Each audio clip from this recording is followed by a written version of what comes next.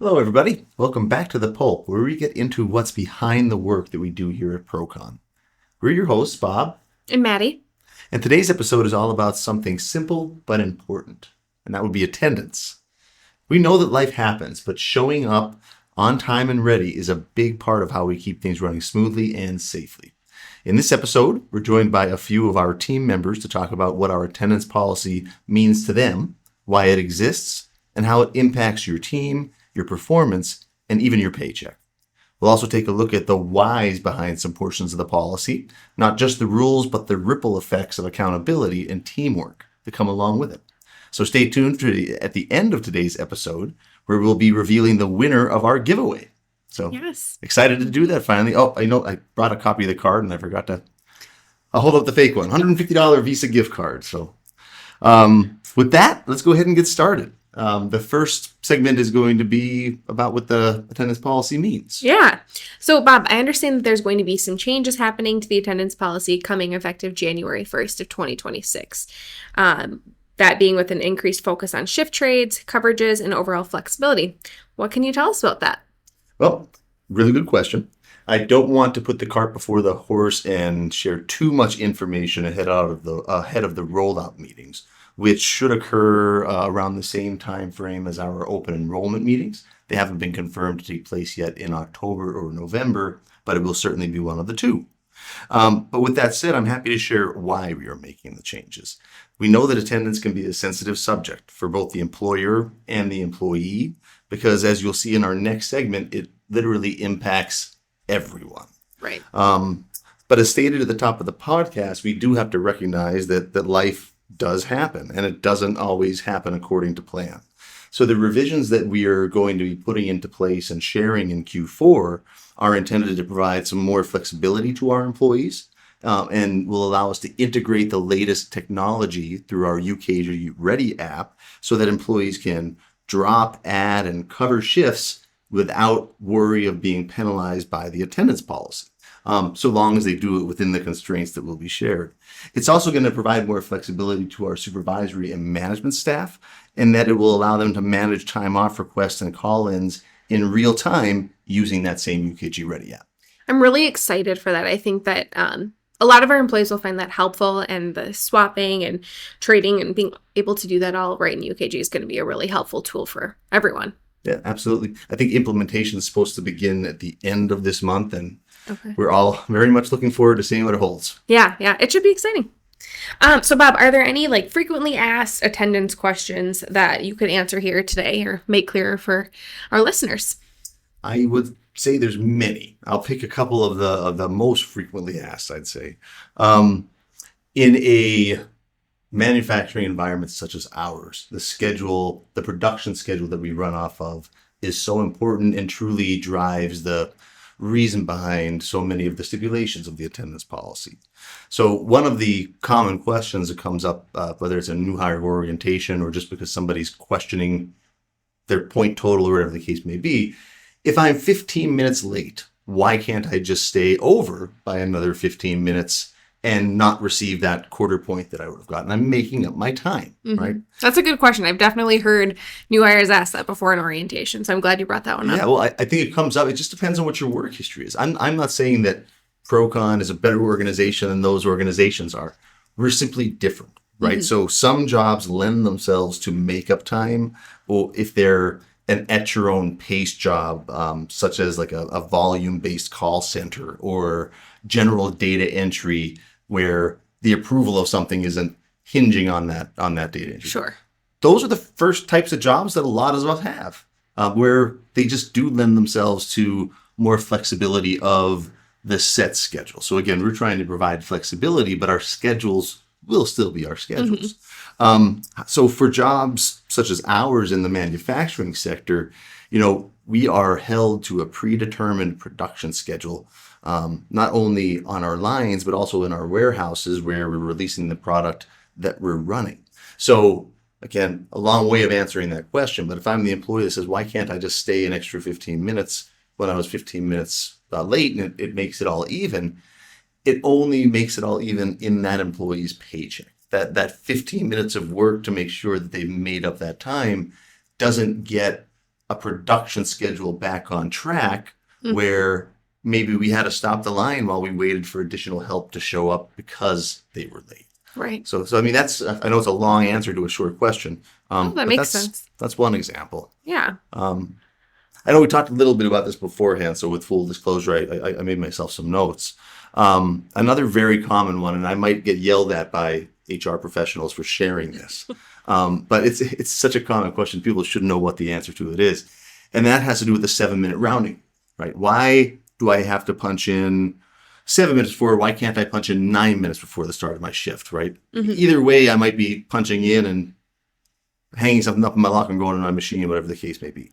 So it actually just comes down to a regulation in place through the Fair Labor Standards Act that says if an organization uses a rounding rule in their time and attendance, that rounding rule has to run both ways. Almost all companies that operate on a time and attendance system have that rounding rule in place because of that fact. And so what that means is when we say you can't clock in any more than 7 minutes at the start of your shift. So let's assume a start shift time of 7 o'clock for this example. If I clock in at 6:53, my time will show that I started at 7. If I clock in at 6:55, I started at 7, 6:57, so on right up to 7 o'clock on the dot. So because we round that way in that direction, that would mean that if somebody clocked in at 6:52, it automatically round back that they arrived at 6:45. Right? Okay. Now, a couple things as I'm sharing this. One is I'm not sharing this to coach listeners to begin clocking in at 6:52. You will only get away with that once, if once. That's why there's a rule that we have to do that, have to clock in within that rounding rule. But the other part of it is that that rounding in a vacuum, if one employee came in one time and clocked in at 6:52, yeah, I keep on making sure I'm going in the right direction. Clocked in at 6:52 and we paid them the extra 15 minutes.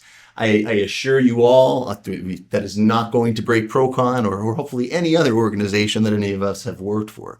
But when you add that up cumulatively over all of our divisions, if every employee started to clock in at that time frame, which again we wouldn't allow as per the rules, but that's why that rule's in place, because all of a sudden that becomes a very expensive round back to the quarter of the hour.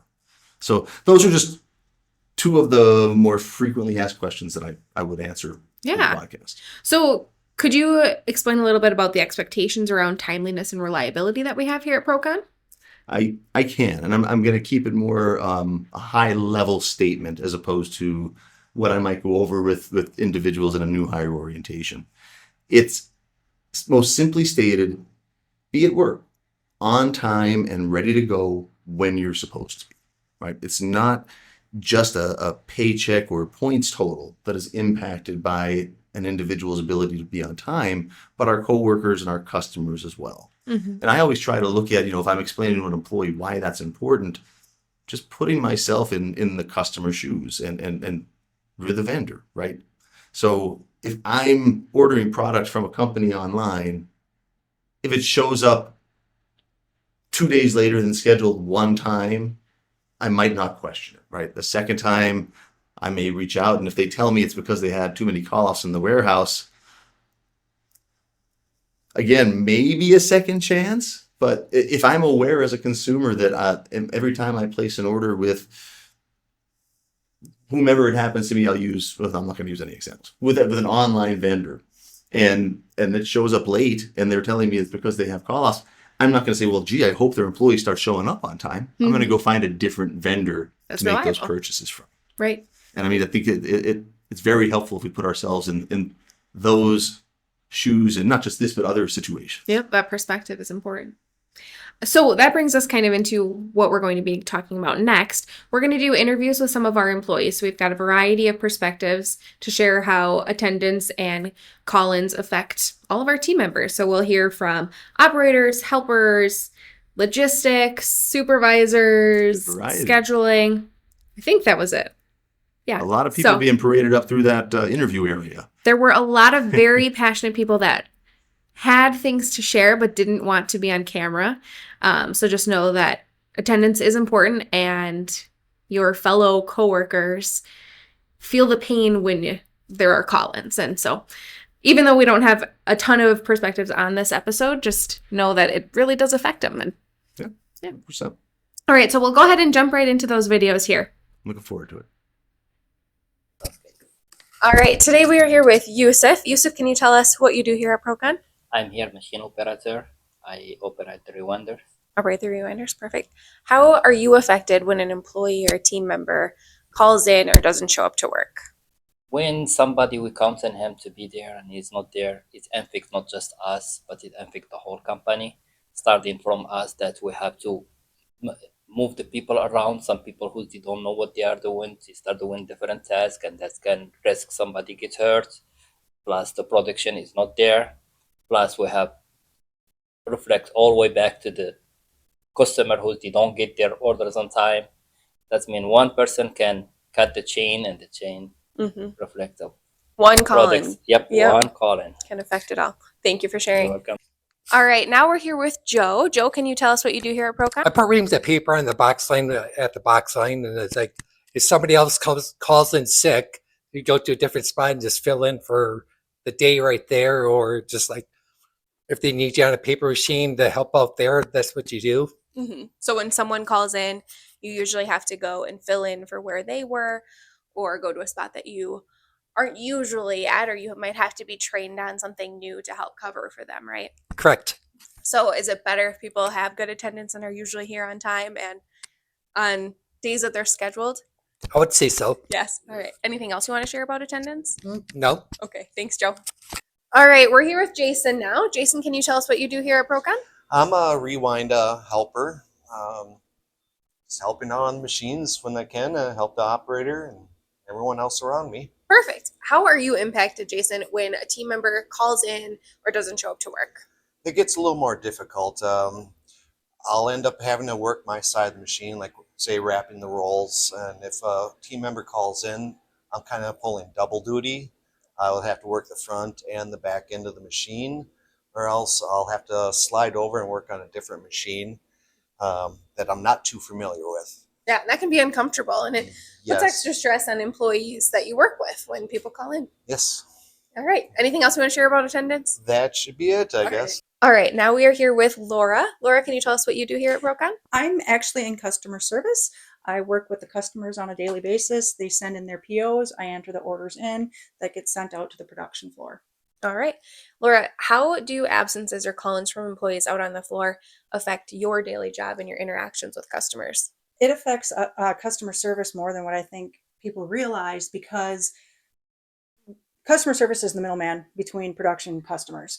When we tell customers that, hey, your order is going to be done by a certain date, and then when there's call-ins, it pushes that due date further down the line. And unfortunately, we have to be that middleman to tell the customers your order's not going to ship out on time, which then delays their customers' production. And it's a domino effect. Right. Yeah. If our paper is going to the printer, they have that set on their schedule based on when our ship date is. And so if ours gets pushed out, theirs gets pushed out, and then it's later the time that it gets to the customer. Absolutely. Yeah, I'm sure that that's difficult to have those conversations with them too, and they're always disappointed to hear Very that. difficult. Yeah. Any other ways, or is that pretty much it? That's pretty much it. Or also too, customer service also bases on when production is going to be done, sets up trucks. Oh yeah. So if we see, okay, a truck is going to be done, or an order is going to be done, we'll set up a truck. And if the order is not done due to call-ins or whatever, now a truck has to be canceled. And that can become costly too. Yeah, and you're wasting people's time. Absolutely. So. And money. Yes. Yeah. Thank you. You're welcome. All right, now we are here with Jesse. Jesse, can you tell us what you do here at Procon? I'm the corporate freight administrator here at Procon and the manager of our distribution center here in Appleton. Perfect. Jesse, how do call-ins or employees not showing up to work affect the logistics side of Procon? Well, when we get call-ins, whether they're on the logistics side or on the production side, both of them have an effect on our ability to be able to ship things on time or get things out in a planned fashion so that we can get these out to the customers on time. It also makes it a little bit harder to schedule and plan to get these shipments out to actually make it so everything is a nice, smooth flow to it. Is it sometimes that production doesn't get done on time and then you're in an emergency situation and trying to rush and get trucks, and how does that affect things? That's actually a very good point you brought up. So when we do have call-ins in production, it does affect when that product comes off of the line. A lot of times we already have these trucks planned to ship on a certain timeline based on that production. So if it's not production, either the warehouse is in a hurry to get these things staged and ready to go on time, which can result in damage to product actually if people are in a hurry. The additional thing is we can actually wind up with fees called layovers or detentions because either the product isn't done on time or the drivers have to wait for an astronomical amount of time to get loaded. Yeah, I'm sure that's frustrating for everyone involved in that It is situation. very much so. All right. Thanks, Jesse. Thank you. All right. So now we've got Mike here. Mike, can you tell us what you do here at Procon? I do all of our purchasing for all of our locations and also scheduling for all of our locations for all the machines on our floor. So how do call-ins affect the scheduling side of things at Procon? Call-ins definitely play a big part in it. I actually ran into it last night where supervisor calls me at 8 o'clock, said operator called in, didn't have anybody to run a machine. I had machines scheduled. Sometimes it affects us missing ship dates. A lot of times it affects us, but then it just pushes things out farther and then it makes it more difficult for us to take quick turn orders as well. Right. Or even plan trucks. Mm-hmm. It just is a trickle-down effect, right? It just starts with the employees, but then, okay, customer service is affected. Now they have to communicate that. Scheduling, logistics, setting up trucks, all of that really gets impacted. Yep, and a lot of times it's after the fact. So we have the truck set up for tomorrow, and then the guy calls in tonight. Well, the job's not shipping. Now we have to pay for the truck lost, which costs us money as well. So you're not only losing the machine time, you're also losing $400 for a truck not used. Yeah. It's definitely a big impact that I think a lot of people don't realize. Yep. Thank you. You're welcome. Thanks. Now we're here with Mike. Mike, can you tell us what you do here at Procon? Happy. I'm the vice president of converting sales and been here for over 25 years doing that. Lots of experience. Yes. So, Mike, can you tell us how do absences or call-ins affect your relationship with customers or our contracts or things like that? From a sales standpoint, I'm glad you're asking that question because it's very important. Our customers live in a quick turn world. Orders in by noon on Monday, shipping on Wednesday, things like that. So our schedules run very tight, and it's a snowball effect that if we have an operator or a helper that calls in, which allows Mike to have to take down a sheeter or forces Mike to take down a sheeter, that means we're missing one job for sure, possibly two, and those customers aren't going to get the product shipped to them in the date they thought so. So that does maybe seems minor to an employee, but it means a lot to our customers to live up to the time frames they're looking for from us. Right. Makes a lot of sense. Thank you. All right. Thank you. Have a good day. All right. Now we're here with Matt. Matt, can you tell us what you do here at Procon? I'm a night shift supervisor. Perfect. So, Matt, how do absences or call-ins affect operations from your point of view? Well, when people call in, it just makes everything more difficult for everyone else, right? So it affects production, it affects morale, and I think being a night shift, we have less people, so people understand that when they call in, then the person next to them just got to work a little harder. Right. Yeah. It's not just affecting production. It's affecting the people that you work with every day and their night, how that goes for them. So, Right. Matt, your crew has been really good with attendance lately. Is there anything that you think has attributed to that or what has made it so positive? I just think we're, a really tight knit group. We, for the most part, get along pretty well. I think that being having a good team really affects that. Yeah, awesome. Thank you. All right. Well, welcome back, everybody. I want to thank everybody that participated in that segment and shared their input. Now, having heard from them and having already reviewed some of the what's and the whys and the hows of the policy, we want to circle back to how the changes that are going to be coming into play in January of 26 are being put into place to provide additional support and, again, more flexible scheduling options to all of our coworkers. Right. So, Bob, can you talk to us a little bit about how this is going to help employees when challenges arise or what we have in place for that? Yeah. So again, the UKG scheduling module is going to be put into place. I could talk about it. I could ramble. We're all very excited in the HR department about it. But what you're going to find is that as an employee of Procon in the UKG Ready system, you will be classified as certified to do particular jobs within particular areas. So that when an employee that works a particular job in a particular area maybe finds out that they have a last minute need to go visit a child's teacher at the school, they'll be able to go within the app, set that they need shift coverage, whether it be for the whole day, half day. We haven't ironed out all those details yet as far as those time constraints are concerned, but then an immediate alert would be sent to every other Procon employee in that division that has the same certifications in those same areas. Right. So they could just immediately pick that up. And now it's taken away the need for the supervisor to have to pick up the phone and try to call everybody that they think that they know is certified on that machine. It's just very, it's good for, I think I even fall in this instant gratification generation, the way that technology is progressing. They're very good for all those things. Yeah, I think it also ties together with the skills-based learning and how we're tracking and seeing what employees are trained on what machines, and this will just smooth everything out and give us a great starting point to get this started. That's 100% true. I mean, and not to take this in a totally different direction, but so many of the standalone HR training and safety initiatives, I would even throw quality in there, that have been operating in their own lanes are finally starting to merge and come together, and it's creating a very nice picture of which we'll continue to paint throughout these podcasts. Yeah, it's going to be good for sure. So going back to attendance and all that, what resources are available for our employees in situations of absences? Well, again, talking to the future, we will be sharing all of the tools that will be available through the scheduling module in October or November. But currently already available to all of our employees are, for those that are eligible, I should say, family medical leave and other leaves of absence, whether medical related or not. If you have a question as to whether absences that you've had or upcoming absences because of a procedure you may be having or a family member may be having, if you're curious as to whether that's eligible for a leave of absence, talk to your local HR coordinator, manager, or representative. Utilize United Way in areas where it's available. We work closely with the Fox Cities United Way here in Appleton, but I know that they're in other areas where we have divisions as well, and they offer 211 services that provide not necessarily emergency care like you would call 911 for, but requests for care that are urgent in need. I need a ride to get to work. I need to find a place to have shelter for a period of time, whatever the case may be with that. Utilizing nearby bus and public transportation routes, and again, as I already mentioned, the upcoming UKG scheduling modules. Right. We also just want to mention a little bit about the importance of communication and planning ahead for absences when able to.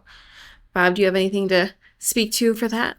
I think anything we talk about with attendance, I'll have something to speak to. But again, trying to keep it as simple as possible. Communicating absences whenever possible when we have advance notice is so important to ensure that we're able to not only cover that job on site and make sure that we can still run efficiently and produce what needs to be produced, but in doing so, ensure that the employee that is taking that time off isn't spending their time off wondering how are things going at the plant? Am I being covered? Am I coming into a bigger nightmare because I wasn't there today? I mean, again, this doesn't just impact one individual. It impacts all of us, including the individual that calls off. Right. We also did want to celebrate a little bit here. I know it's been a while since we had planned this, but C Crew here in Appleton had 2 months of consecutive, I think it was no calls, right? Yeah, no call-in. 2 consecutive months of no call-ins. Yeah. There was scheduled time off that was covered and things of that nature, which obviously Planned we absence. don't hold that against anyone. We want everybody to schedule their time off in advance. But yes, recently recognized C Crew as having 2 full months of perfect attendance with a pizza party. Not to say it'll be the same exact celebration at a particular division. I'm sure open to ideas. Talk to your plant leadership. But then also point out that we have our perfect attendance awards that are paid on a quarterly basis, and profit sharing that attendance plays a large part in. I like to point out, I think that there may be a perception on the part of some that we do our profit share reductions for Procon to keep more of that profit. But what I want everybody to know out there listening and viewing is when there is a reduction to any one individual's profit sharing as a result of, in this case, we're talking about attendance, but also because of work rule violations, that reduction just goes back into the pool that is distributed to everybody that remains eligible. So even though it wasn't the best financial time, a funny story that I'll share when we talk about this is that, when we were in the midst of COVID, I don't want to say at the beginning, the end, we had a different COVID journey than a lot of other companies. But during a period that just was where there wasn't an awful lot of volume, as we were coming out of that quarter and beginning to have more, the decision was made to proceed with a profit share that was going to be more limited because of just the times and the volume that COVID and everything else brought along with it. So what we came to find was that because so many employees had missed time and accumulated attendance points and had profit share reductions, some of those that received a profit share, it was one of their larger profit shares that they had received. Sure. And that was the question. How did this happen? And it was, well, it's because all those individuals that had the reductions, that didn't just go back into Procon's pocket. It went back into that distribution pool. It's a set amount beforehand. Exactly. And then distributed from there. Yeah. And interesting. Didn't know that. Put that into a different time frame, those checks would be a lot larger under typical times. Right. So yeah. There you go. Well, thanks for sharing that, Bob. Very welcome. All right. Well, with that, I think it's about time to get closing, huh? Yep. So thanks for tuning into the Pulp. We hope you gain some inside information on how attendance impacts all of us and why it's important to show up and be present each and every day. Now, today is the day we get to reveal the winner of our keyword giveaway. Woo-hoo. We do want to thank everyone who entered. We had a lot of responses pour into that Pulp at proconusa.com website. Yeah. We had 12 total entries, and I will provide a drum roll. We are going to do a spinner on here. This feels odd. We always tell people not to tap the table. Yeah, we have this on an online wheel spinner. All entry games. All right. And the winner is Technique G. Debbie Gano. Yep. All right. Well, congratulations, Deb. We will make sure to get that Probably have to mail card out in the mail. Yes, We'll mail it. Absolutely. Unless Mitch is stopping by in the next couple of days, but Yeah. I don't think that's in the cards. Anyhow, thanks again, everybody, for joining us. Until next time, stay safe, stay curious, and keep making Procon great.